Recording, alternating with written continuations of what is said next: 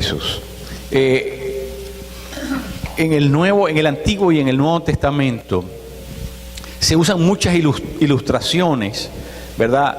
Son de alguna manera recursos visuales que se utilizan para mostrar quién es el cristiano, ¿verdad? Y por ejemplo, en el Antiguo Testamento y en el Nuevo Testamento se usan ilustraciones como, por ejemplo, el cristiano se le compara con el templo, ¿verdad? El cristiano se le compara con una oveja, al cristiano se le compara con un árbol, se le compara con ¿verdad? Se le compara con muchas cosas que obviamente en el momento en que Jesús las dice tenían un impacto profundo en la gente, porque la gente podía identificarse con eso a lo cual Jesús se estaba refiriendo.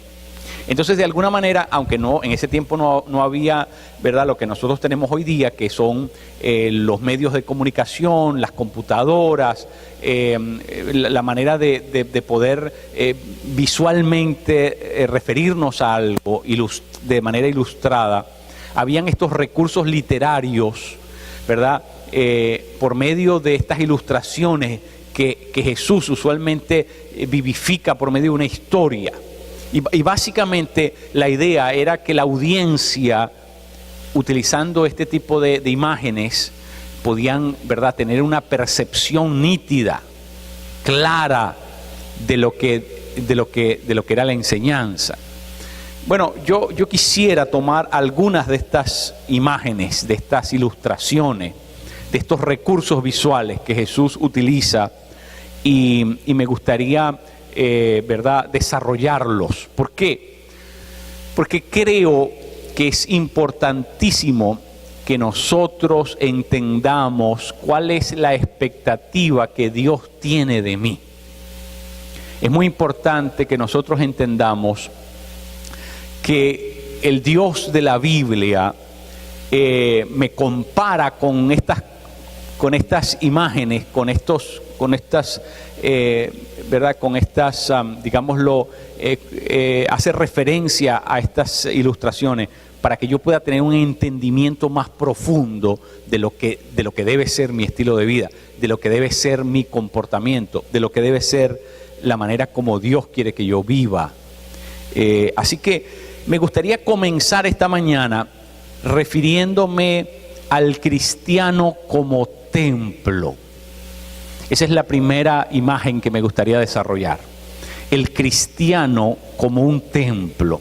Porque la Biblia dice aquí en primera carta a los Corintios, en el capítulo 6, y no es el único lugar a propósito donde lo dice, pero lo dice aquí de manera nítida, de manera concreta, que nosotros somos el templo.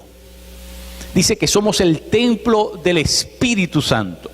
Ahora, cuando se usa una imagen de este tipo, la audiencia que está leyendo esto podría rápidamente identificarse, porque todo el mundo sabe de qué estaba hablando Pablo. De hecho, Pablo desarrolla esto todavía más en Efesios, en el capítulo 2, del 11 al 21. Pablo extiende su teología de alguna manera para enseñar lo que significa el concepto de templo, el creyente como concepto de templo. Ahora, yo quisiera referirme a esto por un momento. Mire, en la antigüedad, los templos eran lugares que todo el mundo podía fácilmente ubicar, porque los templos eran el lugar más importante en una ciudad, en un caserío, en un pueblo. Los lugares eran los sitios emblemáticos, los sitios importantes, porque cada ciudad de la antigüedad siempre se aseguraba de dejar espacios para templos, porque era una forma de proteger, de llamar, de invocar una protección sobre aquel lugar. Y por eso cuando los arqueólogos descubren de civilizaciones antiguas, pasadas, descubren ciudades, identifican una gran cantidad de templos. Así que los templos, desde el inicio de la civilización humana, los templos tuvieron siempre un lugar muy importante. Por supuesto, nosotros sabemos que eso tenía que ver mucho con la sed, la necesidad humana por garantizar una seguridad y por supuesto invocar a dioses y todo lo que tenía que ver con eso. Así que la gente a la que Pablo le está escribiendo en la primera carta a los Corintios, los habitantes de la ciudad de Corinto, sabían exactamente de lo que estaba hablando Pablo, ¿verdad? Cuando se refiere a un templo, porque ellos vivían rodeados de templos. Nosotros hemos estado en varias ocasiones en la ciudad de Pompeya, al pie del Vesubio en Nápoles, y es muy interesante porque la ciudad la puede recorrer. Son dos ciudades que están pegadas una al lado de la otra, Pompeya y una ciudad que se llama Herculano, y esas dos ciudades se comunican y uno puede atravesar toda la ciudad, y en medio de la ciudad uno puede ir identificando dónde estaban los templos. Y hay templos dedicados a Apolos, a Venus, a Minerva, a Júpiter, a todos estos dioses del Olimpo, ¿verdad? Porque esto fue una ciudad que fue destruida 300 años antes de Jesucristo. Y por supuesto tiene que ver con el tiempo de los griegos. Y esa ciudad tiene, como digo, dentro de su estructura una gran cantidad de estos templos. Ahora, estos templos se dedicaban a un solo Dios.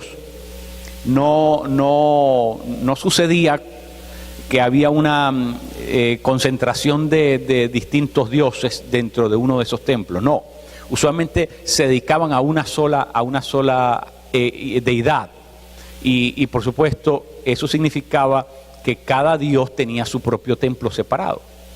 En el caso de Corinto, una cosa muy interesante que nosotros lo vemos allí, es que surge el tema de la carne que se dedicaba a los ídolos. Muy interesante, cuando uno va a la ciudad de Pompeya y va al mercado de la ciudad de Pompeya, ¿verdad? Todavía hay unos frescos en las paredes, ¿verdad?, del mercado, ¿verdad?, que ya está en escombros, pero todavía se puede ver, imagínense, inscripciones de más de 300 años antes de Cristo, y allí todavía en esas inscripciones está el anuncio donde se dice que la carne que se vende en ese lugar está dedicada al dios Apolo, por decir alguna cosa. Muy interesante. Los templos eran lugares donde donde se supone que se convertían en habitación de ese Dios. Era como el lugar de llegada, de residencia de ese Dios. Ahora, es muy interesante, saliéndonos de la historia antigua y yendo a la historia bíblica. Porque en la historia bíblica, el Dios de la Biblia, Dios de Abraham, de Isaac, de Jacob, ese Dios comienza también a irrumpir dentro de la historia humana. Pero la primera vez como nosotros vemos que Dios irrumpe dentro de la historia humana, de forma concreta, ubicable, porque cuando usted iba a un templo, se supone que usted podía ubicar dónde estaba la casa de Dios. Por eso el templo era el lugar de habitación. Si usted concretamente quería ir a verse con Dios o con el Dios al que usted era devoto en la antigüedad, pues usted iba a ese sitio porque ese lugar era el lugar concreto donde Dios estaba o se manifestaba según las creencias de estas civilizaciones antiguas. Pero nosotros sabemos por lo que nos dice la palabra, que el lugar donde Dios se hacía concreto en la antigüedad era en la nube. Había una nube, y donde estaba esa nube era el lugar donde concretamente Dios se podía ubicar. Y es muy interesante que Dios se manifestaba dentro de esa nube, pero Dios no se dejaba ver. Por eso llevaba la nube, porque la nube de alguna manera era lo que impedía que la gente pudiera verlo directamente. Pero donde quiera que esa nube iba, la manifestación de la presencia de Dios era concreta, Y la palabra teológica que se usa para esto es la palabra ubicuidad. Había una ubicuidad, quiere decir que se podía ubicar concretamente en un lugar geográfico. Es decir, cuando Dios se ubicaba geográficamente en un lugar, ¿verdad? Y usted podía poner el GPS y saber dónde estaba la presencia de Dios concreta, la Shekinah de Dios. Esa era la nube, ¿verdad? Y nosotros sabemos que esa nube iba delante de los israelitas cuando salieron de Egipto, ¿verdad? Y por la noche era una columna de fuego que los calentaba, los protegía del frío inclemente del desierto, y por la noche era un techo movible que impedía que los rayos del sol abrumadores, ¿verdad?, vinieran sobre el pueblo de Israel. Así que esa nube tenía una función muy interesante. Era Dios acompañándolos. Tres cosas: Dios los protegía, Dios los encauzaba, porque ellos seguían a la nube y la nube iba trazando el camino por el cual ellos tenían que ir. Así que la presencia de Dios concreta tenía un propósito, ¿verdad?, en la vida del pueblo de Israel. Ahora es muy interesante, porque Dios, cuando Moisés sube al monte Sinaí, el monte Horeb, en ese lugar Dios le da algo a Moisés. Dios le da una visión de un tabernáculo. Cuando Moisés está allí, ¿verdad?, delante de la presencia de Dios durante 40 días, Dios le permite ver algo que los seres humanos no habían nunca visto. Dios le permite ver el tabernáculo celestial. Muy interesante.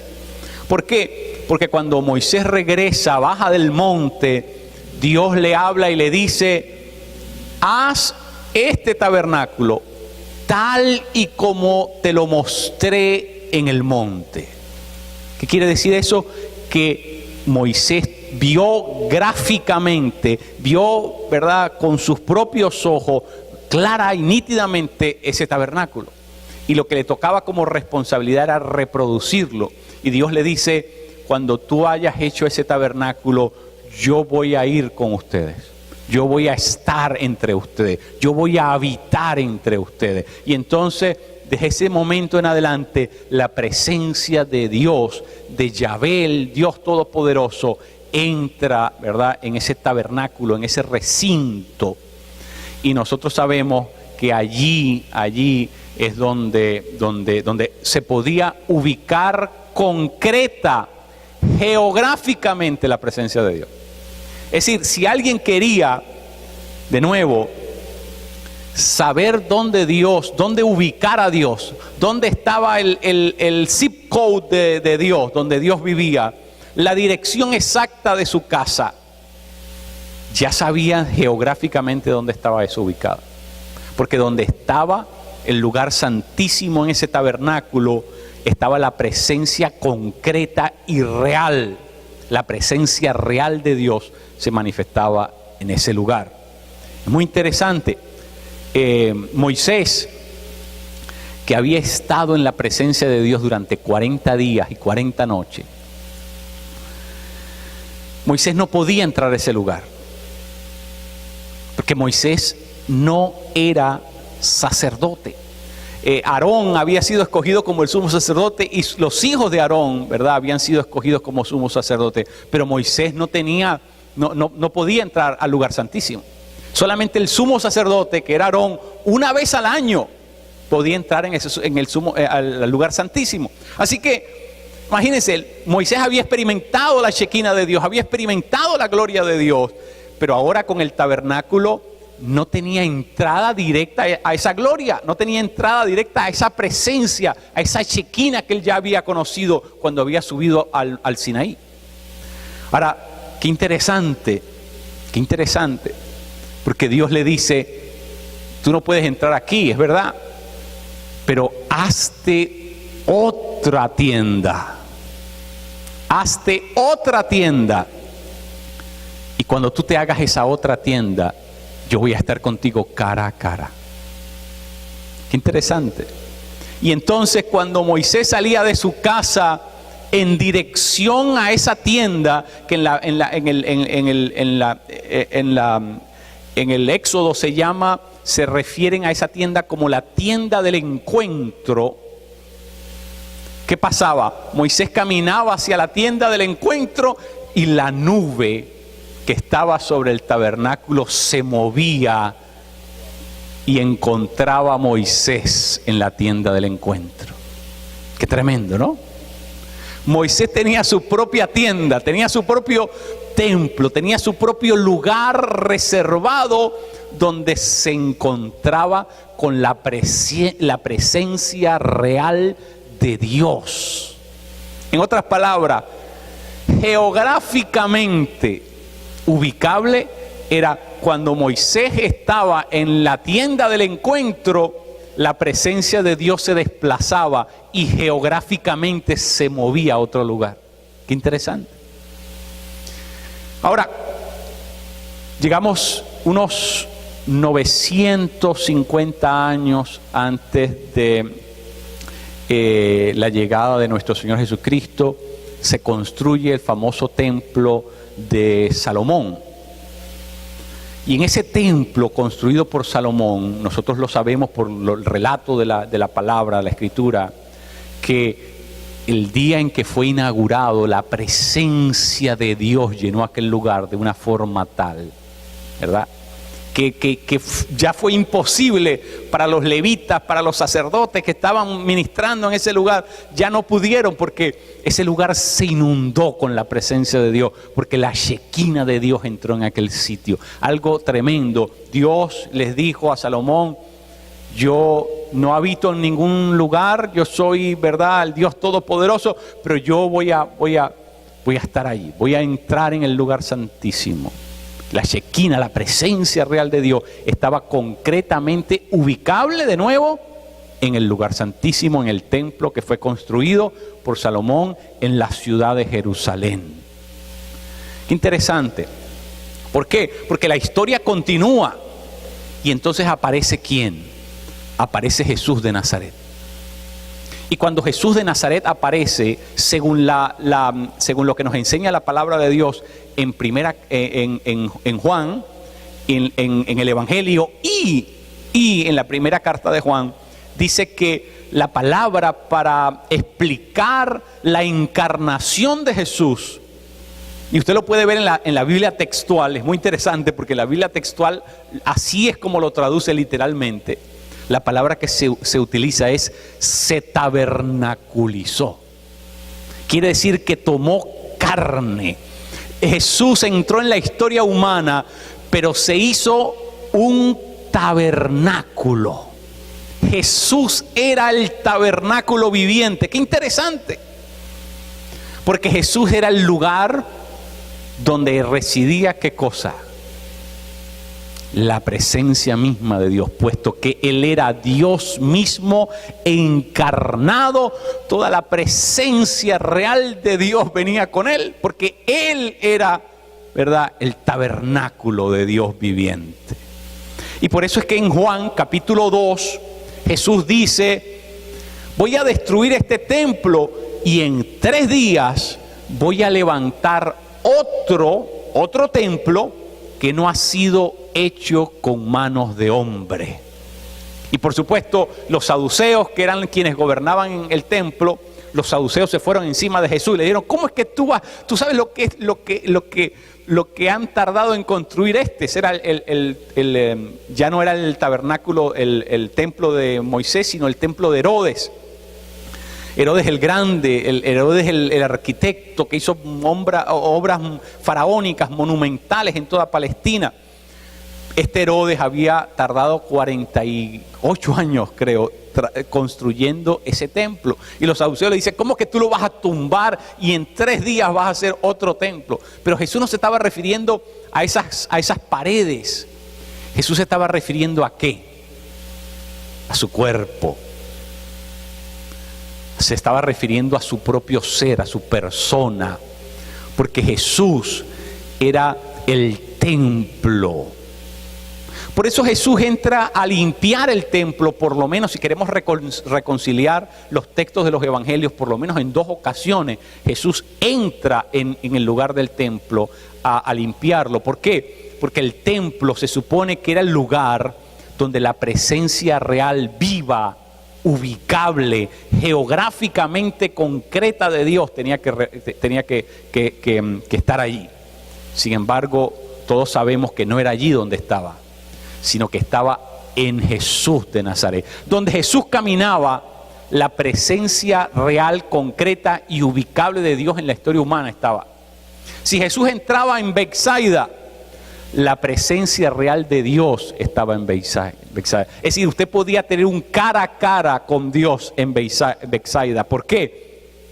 Porque Él es la imagen misma, dice la Escritura. Él es concretamente la divinidad, ¿verdad? Porque Él y el Padre son una misma cosa. Así que donde quiera que Jesús estaba, Dios estaba caminando sobre la tierra. Tremendo. Ahora, pero la historia continúa. Lo interesante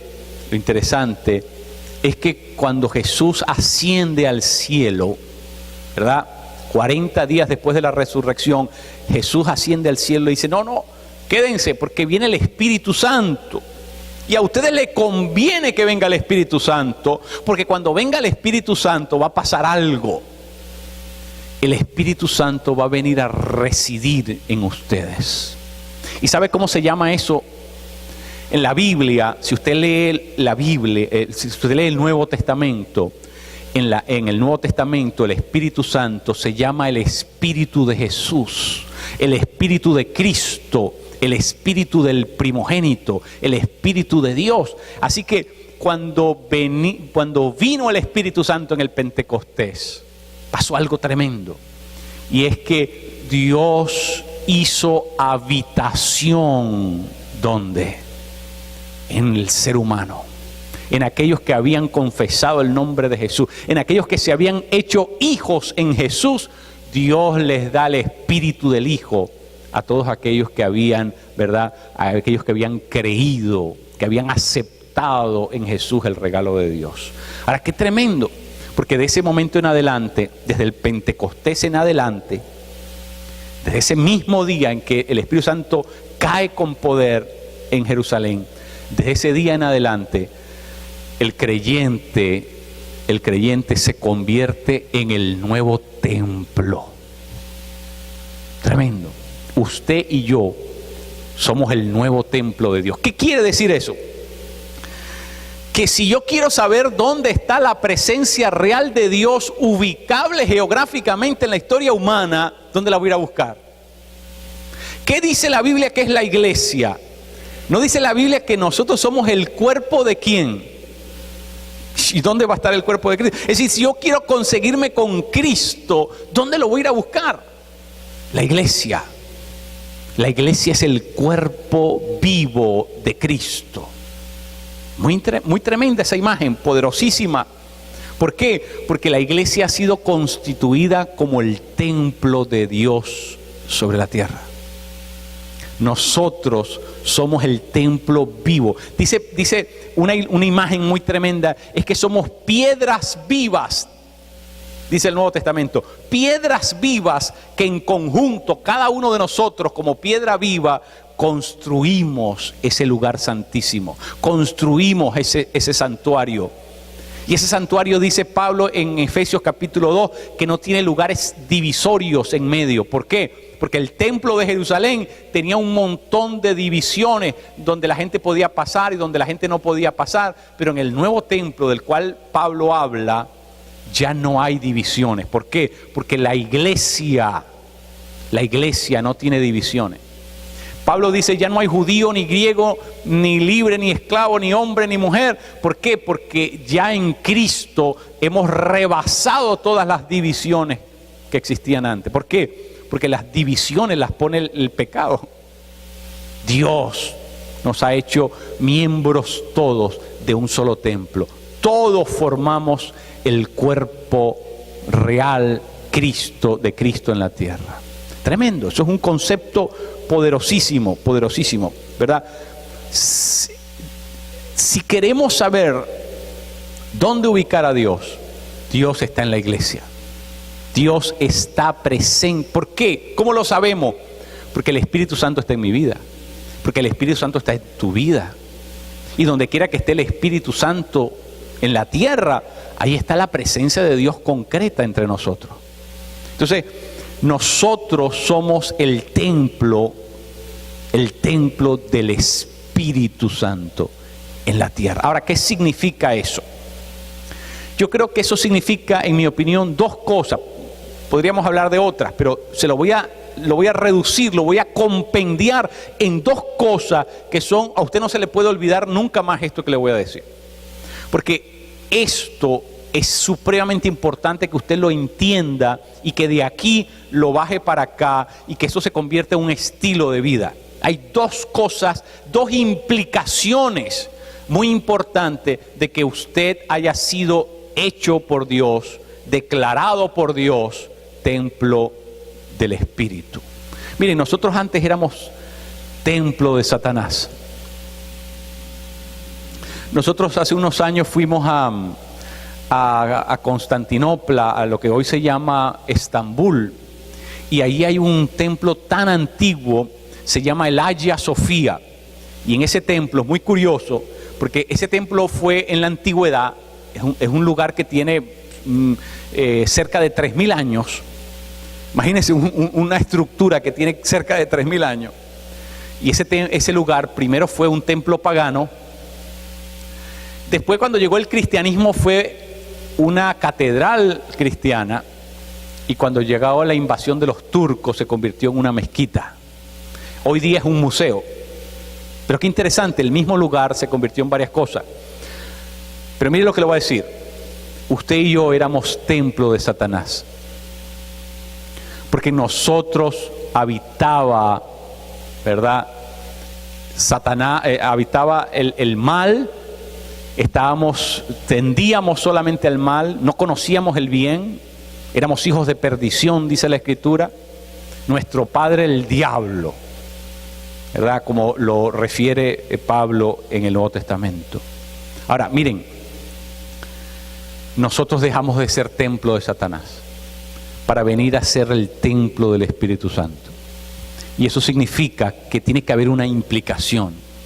Eso significa que tiene que haber una buena razón por la cual Dios me ha constituido, me ha declarado templo de su Espíritu. Y yo quiero ofrecerle por lo menos dos implicaciones esta mañana. Y la primera es la siguiente. La primera es que cuando Dios te declara su templo, te hace lugar exclusivo de Él. Esa es la primera gran implicación. ¿Sabe lo que significa eso, mi querido? Si usted firmara hoy un contrato para jugar en las grandes ligas, y usted firmara un contrato hoy con los Piratas de Pittsburgh, usted no puede firmar al mismo tiempo con los Piratas y con los Dodgers de Los Ángeles, no puede. Usted tiene que escoger uno de los dos. Usted tiene que escoger uno de los dos. Si quiere vivir en la costa este o si quiere vivir en la costa oeste, si quiere vivir en el calor o en el frío, o si se quiere ir por lo que les pagan más o lo que tiene más beneficio, usted tiene que decidir, pero no puede firmar con dos equipos al mismo tiempo. Porque hay una cláusula que se llama la cláusula de exclusividad. La cláusula de exclusividad significa que usted solamente puede jugar en una temporada con un solo equipo. Usted no se puede poner los dos uniformes. Así es Dios. Cuando Dios te declara su templo, cuando Dios te hace templo del Espíritu, entras en una cláusula de de exclusión total, de exclusividad total. Solamente puede ser el templo del Espíritu. No puede ser por el día el templo del Espíritu y por la noche el templo de Ricky Martin, el templo de la vida loca, el templo de la juerga, el templo de... No puede ser. O eres el templo del Espíritu, pero no, o eres cualquier otra cosa, pero no puedes compartir las dos cosas. ¿Por qué? Porque hay una cláusula de exclusividad. Eso es lo primero que significa ser templo del Espíritu. Es que el Espíritu Santo te reserva. Dios te marca. El Espíritu Santo es un sello. Eso lo enseña la Escritura en Efesios en el capítulo 1. La palabra dice en Efesios capítulo 1 que fuimos sellados por el Espíritu. ¿Y por qué fuimos sellados por el Espíritu? Porque Dios lo que es de Él lo marca. Dios marca su territorio. Si usted quiere que las vacas no se las roben, las tiene que marcar con un hierro. ¿Sí me entiende lo que le estoy diciendo? Dios marca a su pueblo. Así como hay un 666, Satanás marca a su pueblo, la Escritura dice que Dios marca a su iglesia también. Así que nosotros estamos marcados para que el enemigo sepa, ese es territorio mío, esa es propiedad mía, esa persona me pertenece en exclusivo a mí. Y Dios reclama sobre nosotros. ¿Y sabe lo que eso significa, mi querido? Eso significa que desde ese momento en adelante en que tú te constituyes en el templo del Espíritu Santo, tienes un novio celoso detrás de ti.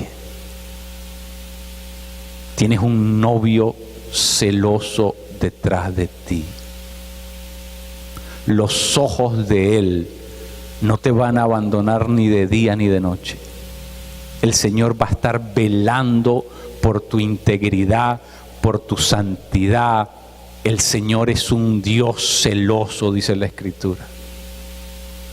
Venga conmigo Deuteronomio capítulo 32. Deuteronomio capítulo 32.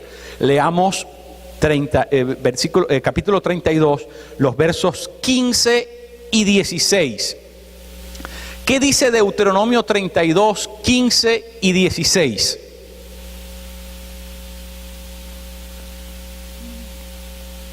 A ver, ¿qué dice Deuteronomio? ¿Tú lo tienes, Juanchi? Amén. 15 y 16. Dice, pero engordó Jesurum y tiró coces. Engordaste, te cebaste y te pusiste rollizo. Y abandonó al Dios que lo había hecho. Menospreció la roca de su salvación. Lo provocaron a celos con extraños. Lo provocaron a ira con abominaciones.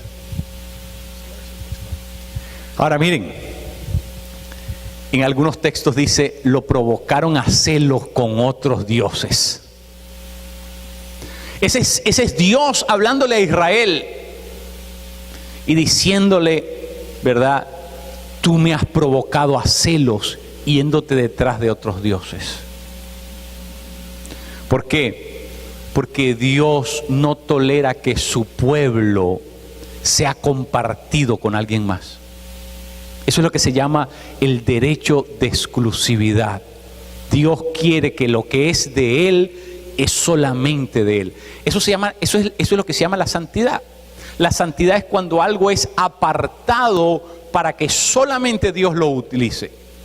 Ve, en Israel Dios había dejado que 11 tribus hicieran su vida normal, pero había escogido una tribu, los levitas, los hijos de Leví, los había apartado y dice la Escritura que los había santificado para Él, y eso significaba que ellos estaban dedicados solamente a las cosas de Dios. Y usted sabe una cosa, cuando usted lee Levítico, son las leyes que Dios estableció para esa tribu nada más.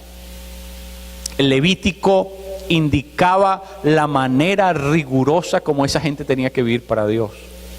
Dios no permitía bajo ningún concepto que un levita viviera de una manera diferente a la que Dios había establecido. ¿Sabe por qué? Porque Dios les dijo a los levitas: ustedes van a ser mi porción.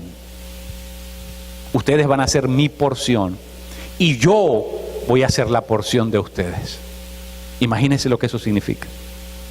Pero tenemos que, ¿qué cosa? Reservarnos exclusivamente para Dios. ¿Eso qué quiere decir?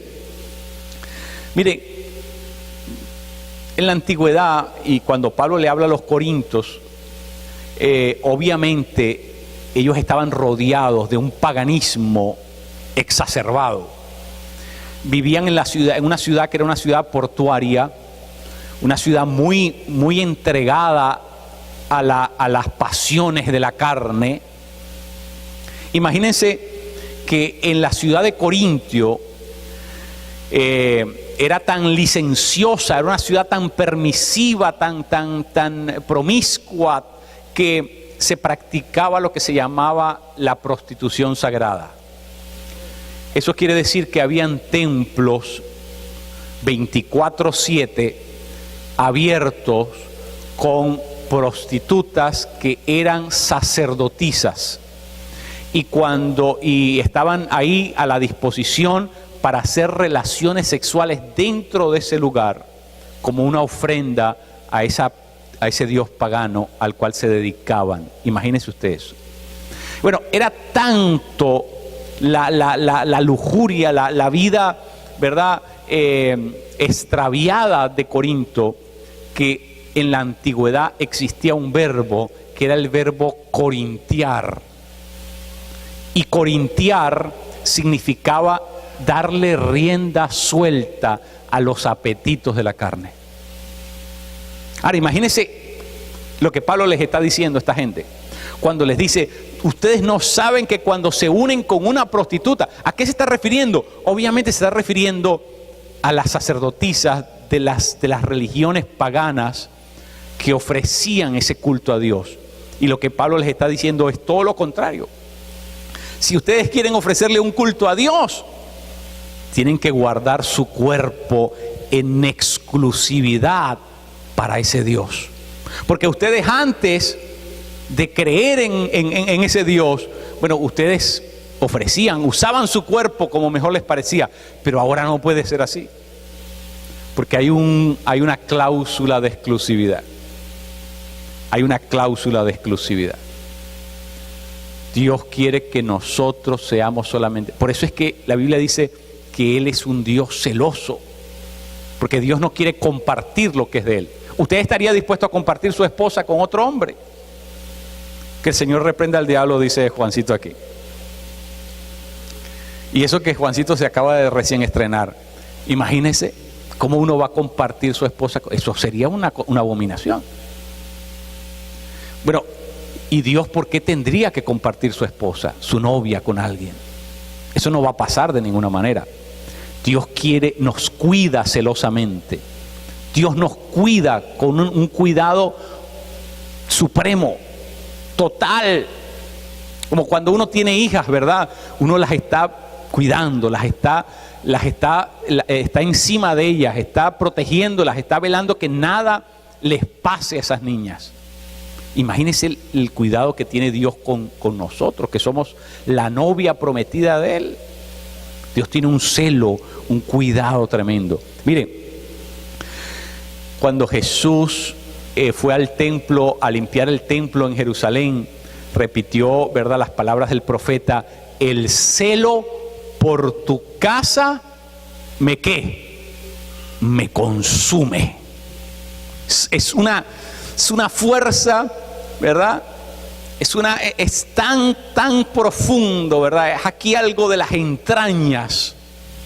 El celo que siente Dios por su casa. Ahora, obviamente que nosotros somos la casa de Dios. No se está refiriendo a un lugar geográfico de 4 paredes. Se está refiriendo a nosotros. Nosotros somos la casa del Espíritu. Y por lo tanto Dios tiene un celo, dice la Escritura, un celo que le consume. ¡Wow! Eso es un fuego ardiente un fuego ardiente. Mire, esto no es una cosa simple. Mi querido, yo quiero que usted se haga consciente de lo que significa ser exclusivo de Dios. Dios quiere que nuestros pensamientos no los compartamos con nadie. Que todo nuestro ser, espíritu y alma y cuerpo, dice la Escritura, se mantengan irreprensibles hasta su venida. Tremendo. Eso quiere decir que Dios quiere que nosotros nos mantengamos en integridad, que ni siquiera con nuestro pensamiento le seamos infiel. Que ni siquiera con nuestros pensamientos le seamos infiel. Qué tremendo. Dios es un Dios celoso. ¿Por qué? Porque Dios se entrega totalmente y quiere exactamente lo mismo de nosotros. Dios se entrega totalmente, sin reservas, y quiere exactamente lo mismo de nosotros. Pero ¿sabe qué, mi querido? Lo que comienza a dañar nuestra vida espiritual cuando nosotros comenzamos a tener reservas con Dios. Y como decimos, sí, pero no. Y comenzamos a dejar una puerta abierta. Y como comenzamos a decir, bueno, si las cosas van así, no hay problema, pero si las cosas se ponen asado, entonces si las circunstancias cambian, ¿sabes qué, mi querido? Eso no es lo que la palabra enseña. La palabra enseña que tu vida es exclusivamente de Él. Y solamente Él tiene potestad y derecho sobre tu vida y nadie más. Nadie más. Dios no quiere que su novia, que su prometida, que la virginal que le espera sea manoseada, tocada por alguien más. Dios quiere que su novia se mantenga, se preserve en santidad total para Él. Así que Dios tiene un celo por las cosas de Él. Pero mire, si usted no me agarró la onda y cree que esto es un asunto del Antiguo Testamento, le voy a invitar que me acompañe a 1 Corintios capítulo 3. Venga conmigo a 1 Corintios capítulo 3 y vamos a leer el verso 16 y 17. 1 Corintios capítulo 3, 16 y 17, ¿qué es lo que dice?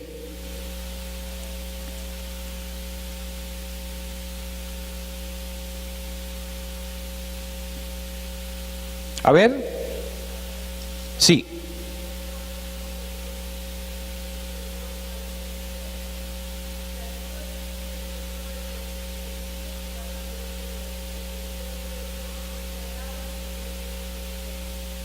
¿Cómo le parece? Si alguien destruye el templo de Dios, Dios le destruirá al tal. Eso no lo sacamos de Deuteronomio, eso no lo sacamos de Levítico. Ojo, eso lo sacamos del Nuevo Testamento. En otras palabras, Dios es gratuito, pero Dios no es superfluo. El hecho de que Dios está lleno de gracia no significa que yo puedo verle la cara a Dios. No. Yo no puedo jugar con cosas sagradas.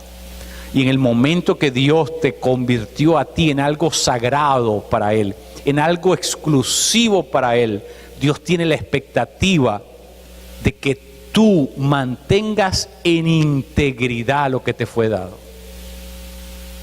El Espíritu Santo de Dios fue puesto en tu vida. Mire, la palabra enseña que cuando nosotros deliberadamente practicamos el pecado, el Espíritu Santo de Dios se entristece en nosotros. No entristezcáis al Espíritu, dice Pablo en primera carta a los Corintios capítulo 5. Y en Efesios, en el capítulo 4, verso 30, dice, ¿qué dice? No apaguéis al Espíritu. Así que, mire, cuando nosotros permitimos que nuestro templo sea compartido con lo que es malo, sea compartido con alguna práctica, con algún pecado, el Espíritu Santo que está en nosotros comienza a entristecerse y comienza a apagarse. Y por eso es que la vida espiritual de muchos puede comenzar a palidecer, puede comenzar a marchitarse. Y entonces, bueno, estamos en la iglesia, pero no sentimos el mover del Espíritu. Estamos en la iglesia, pero no sentimos el gozo de Dios en nuestra vida. Estamos en la iglesia, pero no se manifiesta la presencia de Cristo a través de nosotros. ¿Por qué? Bueno, porque nosotros podemos estar entristeciendo al Espíritu Santo con alguna práctica. Y cuando eso sucede, mi querido, nuestra vida espiritual comienza a descender. ¿Por qué? Porque obviamente el Espíritu que ha hecho habitación en nosotros no se siente contento con eso. Siente que nosotros lo hemos relegado, lo hemos secundarizado, lo hemos dejado a un lado, le hemos quitado su espacio, le hemos quitado su autoridad, hemos evadido, ¿verdad?, su lugar, lo hemos irrespetado. Y si quisiéramos verlo de alguna manera, nosotros hemos hecho un acto de irreverencia en contra del Espíritu. Y obviamente eso no puede producir nada bueno. ¿Qué pasa? Dios quiere que tu vida, que mi vida, sean exclusivamente para Él. Y cuando nosotros reservamos nuestras vidas de esa manera, entonces nosotros le damos la posibilidad que el Espíritu Santo se mueva con libertad en nosotros, que el Espíritu Santo se siente en su casa, que el Espíritu Santo se sienta libre, que el Espíritu Santo comienza a llevarnos a una dimensión, a una vida cada vez más profunda.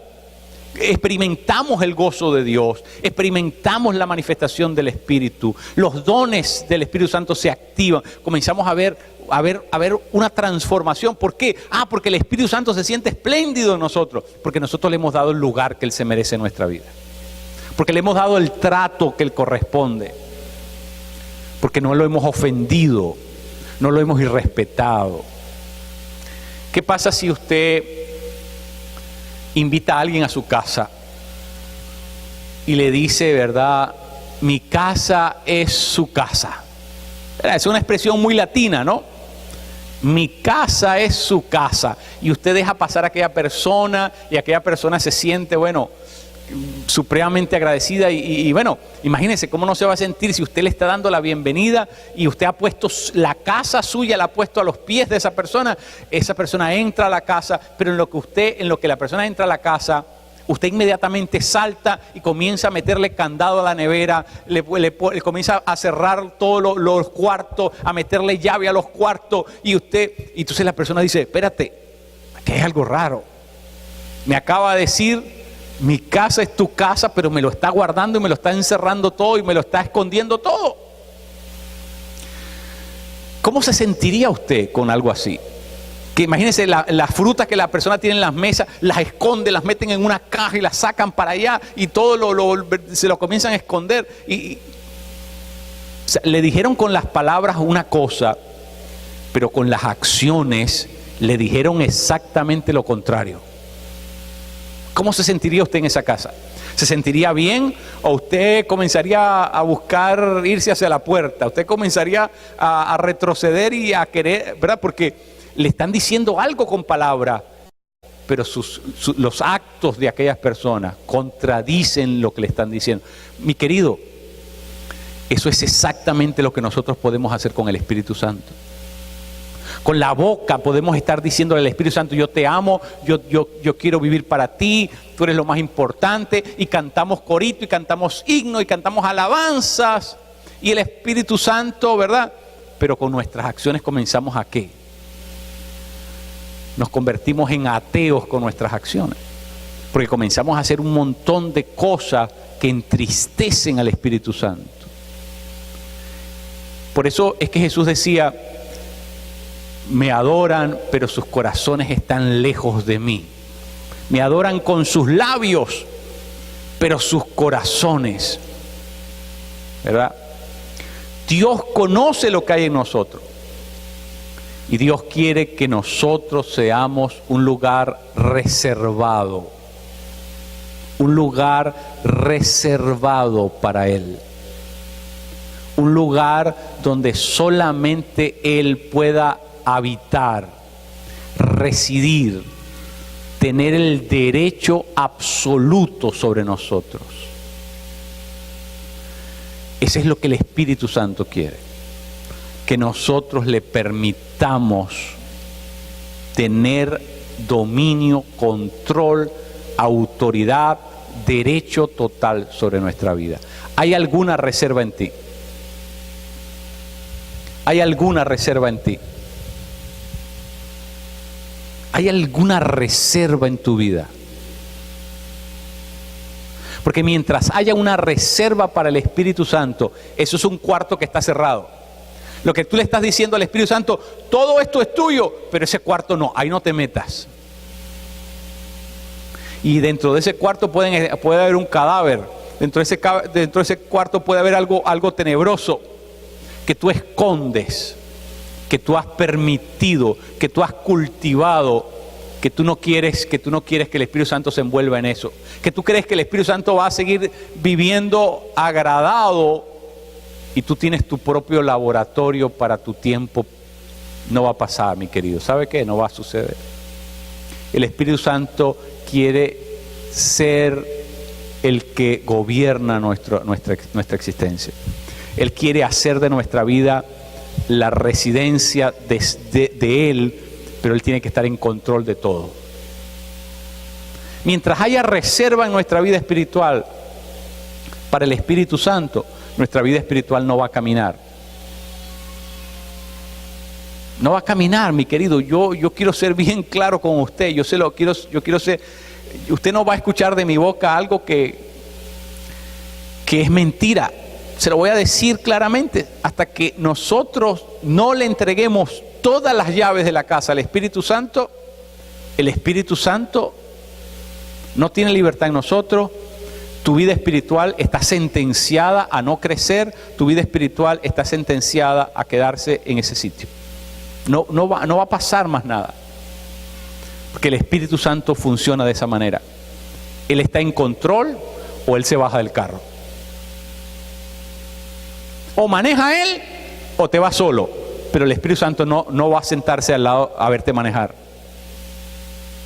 El Espíritu Santo quiere estar en control de nuestra vida. Entonces es muy importante que nosotros entendamos eso. Ahora, lo segundo, ya hemos dicho que lo primero es que Dios quiere exclusividad. Eso es lo que significa ser templo del Espíritu. Pero lo segundo es que el templo es un lugar de culto, es un lugar de adoración, es un lugar donde a Dios se le honra, es un lugar donde a Dios se le da lo mejor de nosotros. Así que cuando Dios te establece templo, es porque Él tiene la expectativa de que tú des lo mejor de ti. Eso es lo que significa adorar. Adorar significa dar lo mejor de nosotros. Adorar significa rendirlo todo delante de Él, ofrecerlo todo delante de Él. Eso es lo que califica como un acto de adoración. Así que la adoración es la segunda implicación de ser templos del Espíritu Santo. Mire qué interesante cuando Jesús se encuentra con aquella mujer que se le da el nombre de la mujer samaritana, capítulo 4 del Evangelio según San Juan. La mujer le dice: nosotros adoramos aquí y ustedes allá, y ustedes dicen que es en Jerusalén. Y Jesús le dice, los samaritanos tenían un templo, ellos tenían su propio templo, se llamaba el templo de Jericín, y los judíos tenían el templo de Jerusalén. Por eso es que la mujer le dice, nosotros adoramos aquí y ustedes adoran allá. Pero Jesús sabe lo que le dice: ni aquí ni allá. Dice, mujer, tú no sabes que la hora viene y la hora es en que Dios quiere que le adoren en espíritu y en verdad. No es en este templo, ni es en aquel templo, sino que es en otro templo. ¿A qué se estaba refiriendo Jesús? A nosotros. El templo no es el templo de Jericín, el lugar correcto, ni es el templo de Jerusalén el lugar correcto. es nuestra vida, porque nuestra vida es el único lugar donde nosotros podemos adorar en espíritu y en verdad. Nosotros somos el templo de la adoración. Nosotros somos el lugar donde se le da culto verdadero a Dios. Así que esa es la segunda característica de ser constituidos templos del Espíritu. Es que nosotros somos el lugar donde se le da adoración a Dios. Ahora mire, yo quiero ser bien claro con esto. La palabra dice lo siguiente: si comen o beben o hacen cualquier otra cosa, háganlo todo para la gloria de Dios. ¿Por qué? Porque la adoración no es lo que hacemos antes de la predicación los domingos por la mañana. O sea, la adoración no es cantar dos rápidos y cuatro lentos. Esa no es la adoración. ¿Ve? Esa no es la adoración. La adoración es todo lo que yo hago con mi vida. Entonces yo no puedo decir, bueno, yo vine a adorar a Dios y canté dos rápidos y 4 lentos y entonces ya yo soy un adorador y me voy para mi casa. No, porque adorador es 24/7, es todo lo que yo hago con mi vida. La manera como yo me relaciono con una persona es un acto de adoración. La manera como yo tomo decisiones es un acto de adoración. La manera como yo administro mi dinero, mi tiempo, mis recursos es un acto de adoración. La manera como yo administro mi cuerpo es un acto de adoración. Así que yo no he adorado hasta que todo lo que yo soy y tengo, ¿verdad? Todo lo que soy y todo lo que tengo está envuelto, está puesto encima del ¿cómo se dice? Del quemador. Para que yo sea un adorador, no me puede quedar nada fuera del quemador. Tengo que haber tirado toda la carne, la tengo que haber puesto allí, ofrecerla. Tengo que haberla ofrecido todo. Porque si me he quedado con algo, todavía no califico como adorador. Porque el adorador es aquel que todo lo que tiene y todo lo que es, se lo ofrece a Dios. Y por eso es que la Escritura dice que esos son los que Dios está buscando, los que le adoren en espíritu y en verdad. Ahora, ¿qué quiere decir eso? Que todas las facetas de mi vida yo tengo que ofrecérselas como actos de adoración a Él. ¿Por qué? Porque yo soy el templo, yo soy el lugar donde se supone que se le haga culto a Dios. Ahora, eso es tremendo. Eso es tremendo porque eso significa que ser el templo del Espíritu Santo es un asunto de muchas implicaciones. No es una cosa para tomárnoslas ligeramente. Es un asunto bien importante porque conlleva una responsabilidad. Conlleva una gran responsabilidad. Ser el templo del Espíritu es algo bonito. Es algo que nos da...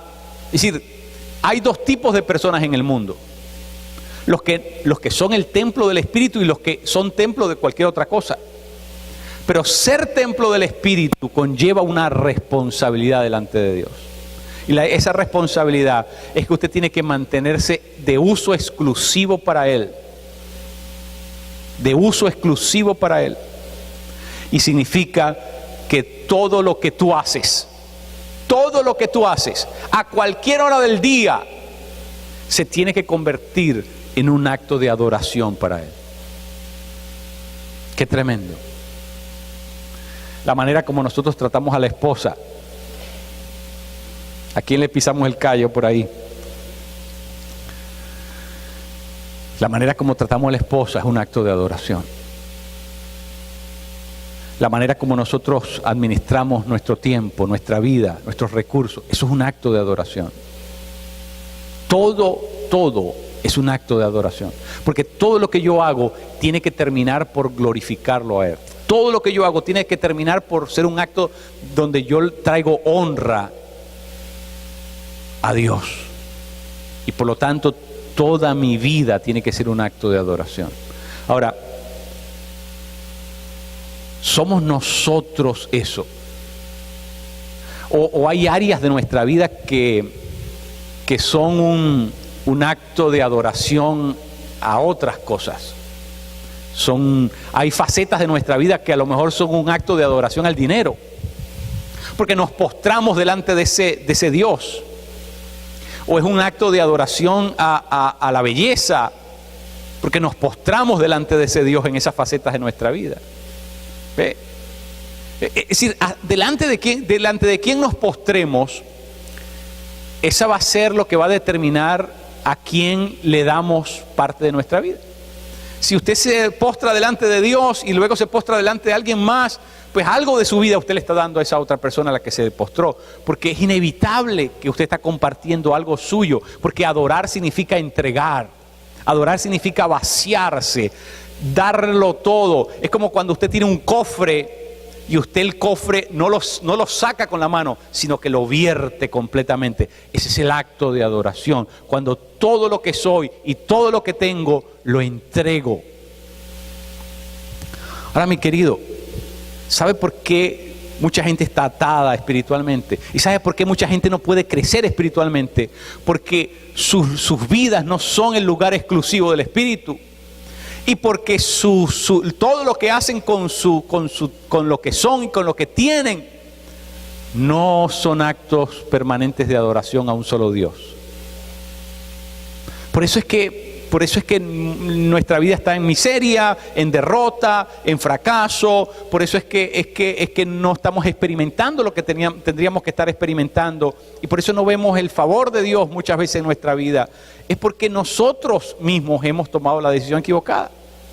Porque nosotros mismos nos hemos extraviado. No porque Dios es malo, no porque Dios se olvidó de mí, no porque Dios no me quiere, porque Dios me sacó de su... No, por eso Pablo enseña que no nos caigamos de la gracia.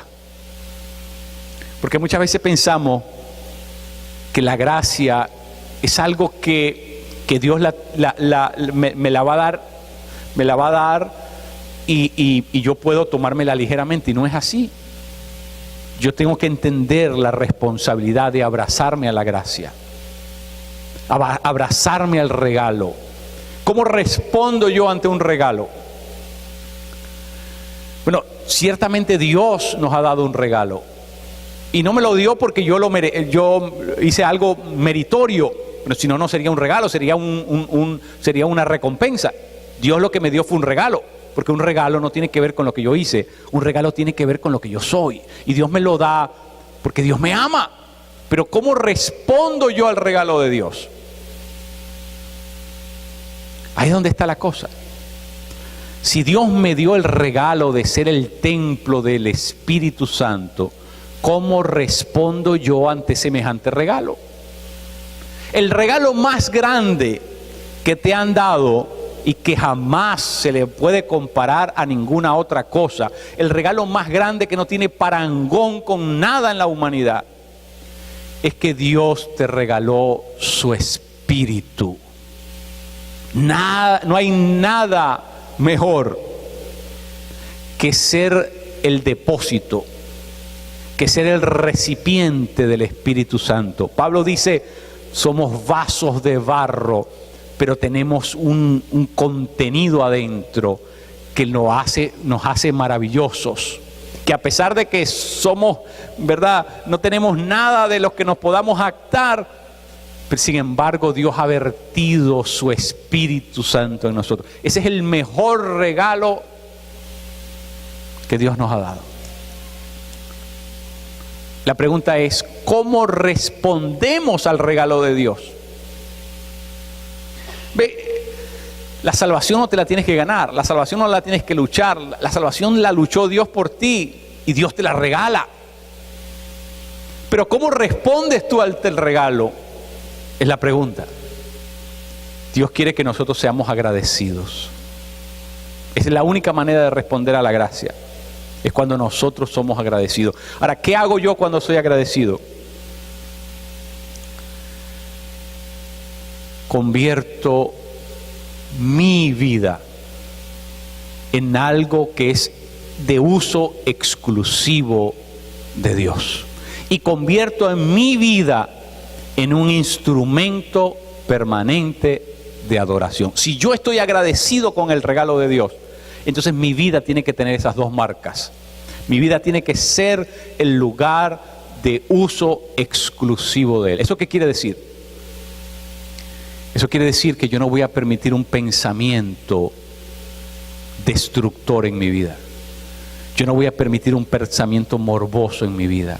Yo no voy a permitir un pensamiento de odio en mi vida. ¿Sabe por qué? Porque mi vida no es un laboratorio de Satanás. Mi vida es un laboratorio de Dios. Y por lo tanto lo malo se tiene que salir de allí. Yo no le voy a permitir a Satanás que produzca nada malo a través de mi vida, porque mi vida es del uso exclusivo de él nada más.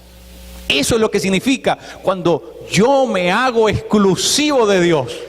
Es que no le permito a Satanás usarme para nada.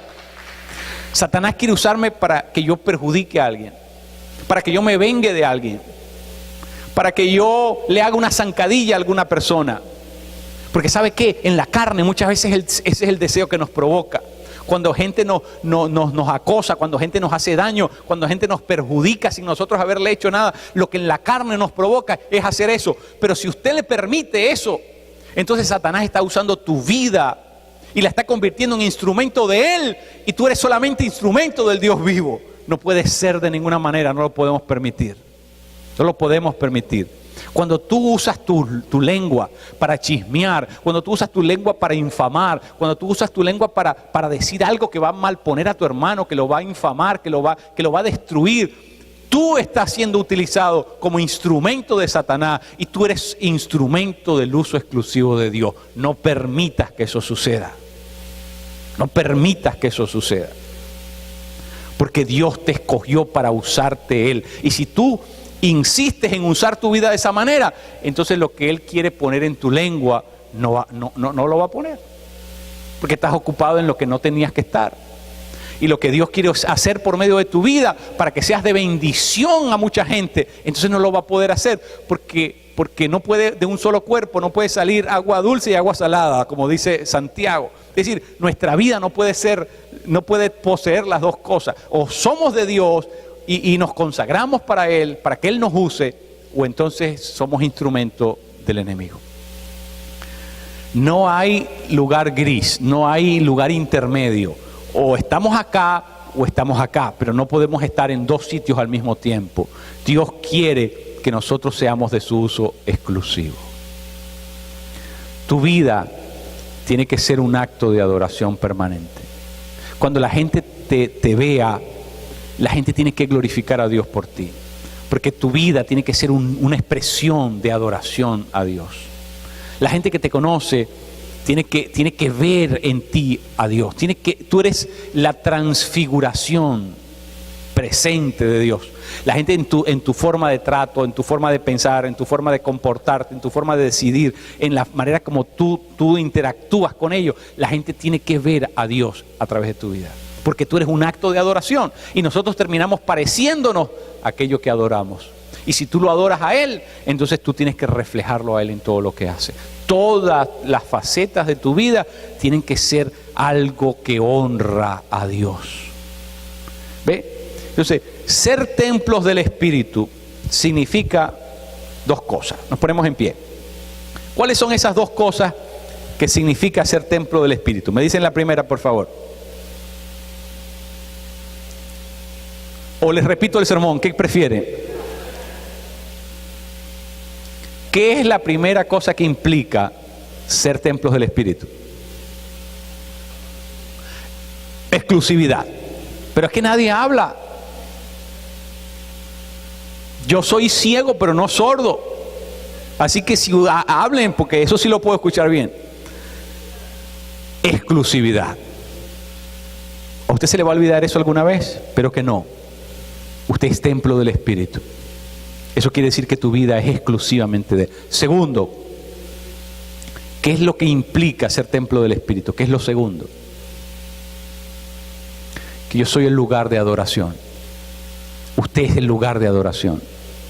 Usted es el lugar donde se adora. Usted es un altar donde el fuego del Espíritu permanentemente está quemando. Y usted tiene que estar, ¿verdad? Usted tiene que estar poniendo adoración.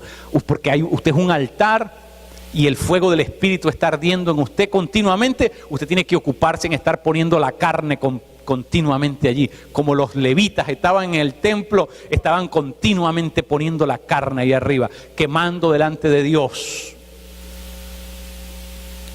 Dios pone el fuego, pero tú tienes que consagrar todo lo que tú haces a Él. Tú tienes que traerlo delante de ese altar. Tú tienes que ofrecérselo a Dios continuamente. Él pone el fuego. Y mientras tú estés adorando, el fuego del Espíritu no cesa en ti. Y entonces tienes el gozo de Dios, y tienes la pasión de Dios por las cosas de Dios, y tienes una tenacidad, una combatividad dentro de tu espíritu para seguir perseverando en las cosas de Él. ¿Por qué? Porque tú te has consagrado como el lugar de adoración. Tú eres el lugar donde se adora en espíritu y en verdad. Tremendo. Qué maravilloso. ¿Por qué no le das un abrazo a tu hermano esta mañana? Le dice: yo soy el templo del Espíritu Santo.